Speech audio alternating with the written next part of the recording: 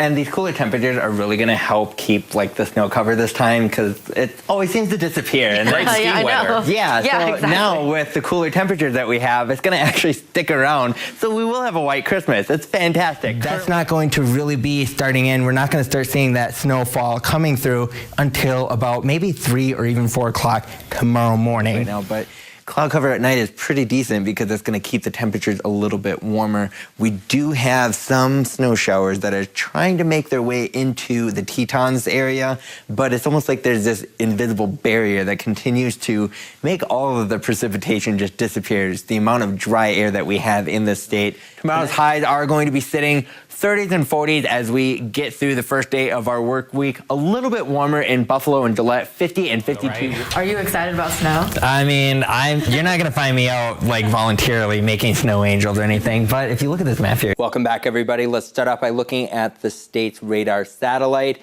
We do have some scattered showers making their way across much of the viewing area, so let's kind of zoom down to Sweetwater County. We do have this particular cell that just scraping across Wamsutter. So folks there, especially at the edge, might be seeing some sprinkles coming through, but most of it is just kind of getting I-80 a little bit more wet. Heading over to the southeast, we do have this line of showers that continues to strengthen as it gets into the north. It moves in the northeast, so we will see areas like Chugwater, Torrington, LaGrange, even Wheatland are seeing some pretty decent rainfall coming through, about 2 inches of rain an hour. So folks there are expecting anywhere between 2 up to 3 inches of rainfall by the time the system makes its way through. And it will be coming in just under 40 minutes for Yoder and just about an hour into Torrington. So kind of zooming out and getting a better idea of the bigger picture. This is part of a very large system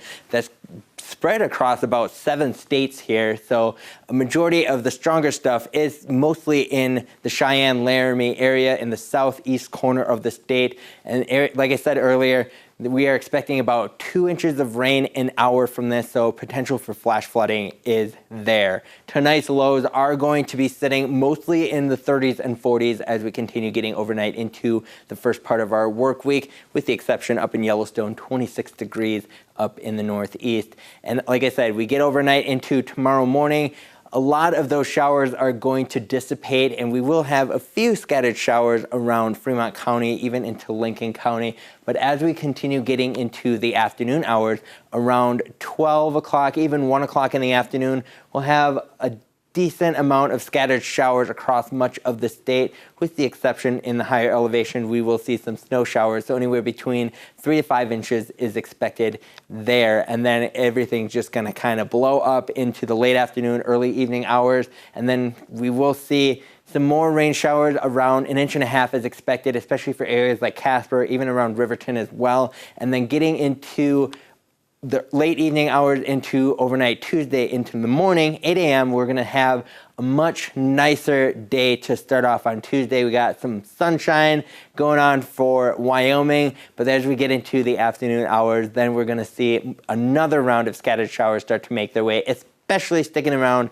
in the northwest corner and the southeast corner. And there is some more heavy rain coming through that are expected to be dropping about 1 inch, 1.5 inches of rain total as we get into Tuesday around 7 p.m. Now tomorrow's highs are going to be sitting mostly 50s and 60s as we get through the first day of our work week. And breaking down that 7-day forecast, we will see temperatures increase after those showers kind of move off into the northeast direction. We will have warmer temperatures coming in Wednesday and Thursday. Thursday looks really promising. Even though it's only 72 degrees for a high, we will see plenty of sunshine, and we'll even get to the mid-50s by the end of the work week into next weekend.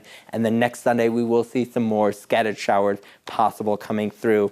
Over in Riverton, we will kind of have the same thing. Those showers are going to be scattered Monday and Tuesday, but then we're going to increase our temperatures to the upper 70s by Thursday and Friday. So, and plenty of sunshine. Those are days you're going to want to go outside and really enjoy what can be offered from the nice weather. Even next weekend looking pretty decent as we get temperatures in the low to mid 70s for a high by Saturday and Sunday. up in Sheridan. We will see about 1 inch to 2 inches expected by Tuesday with scattered showers. And then after Tuesday, we're going to see more sunshine for Wednesday and Thursday. Temperatures sitting in the mid-60s for the rest of the work week. Mostly cloudy skies for Friday. And then by Saturday and Sunday, we're going to be dropping down to the upper 50s for a high.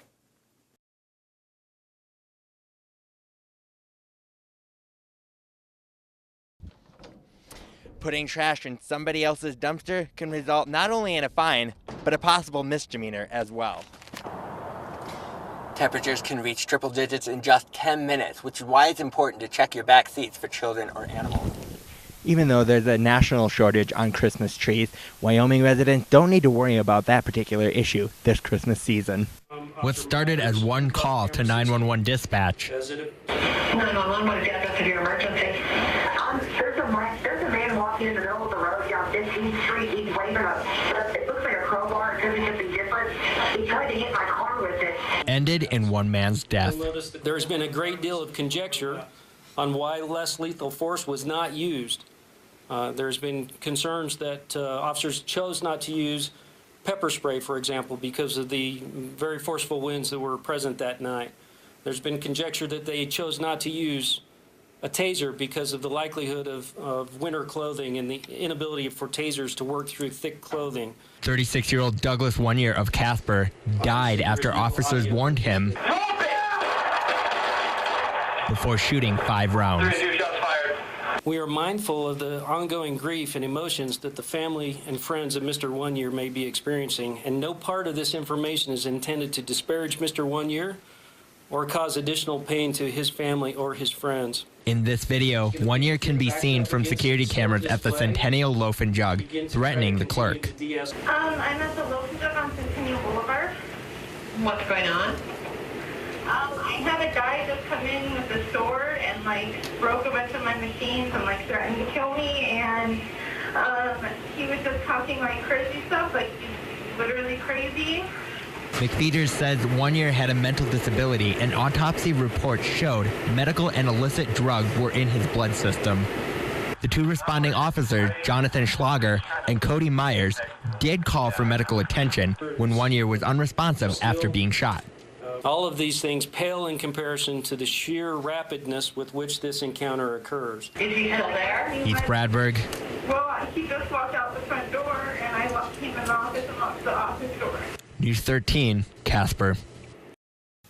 Morella, Sam, students were placed on lockdown earlier in the Glen Rock schools here in Converse County. And as you can see behind me, there's still a building that is been smoking. The fire started about 2 hours ago. Firefighters have put the fire out, and I have talked to some locals around the area, and they said that they think that there is a man inside who might be armed with a gun, and shots have been fired. Now, I will kind of give a little bit of a close-up as far as what is going to be seeing here. So this fire right here has been going for the past couple of hours. It's been extinguished. However, there are still negotiators that are still trying to coax somebody out of the house. I didn't quite hear exactly what was said. However, I have heard some of the words such as negotiating and misconduct, misdemeanor. So like I said, there's still currently a man inside the building there. It was on fire a couple of hours ago. However, as far as for the parents that had students at the Glen Rock schools, the lockdown has been put out of effect. Children have been returned to parents safely, so students are not in any imminent danger because right now everything seems to be contained to this one building. So for now, that's all the details I've been given. Police are unavailable to give any more details. Sam, Morella, I'll have more later tonight about what exactly may have happened if people are available to talk. Back to you guys in the studio.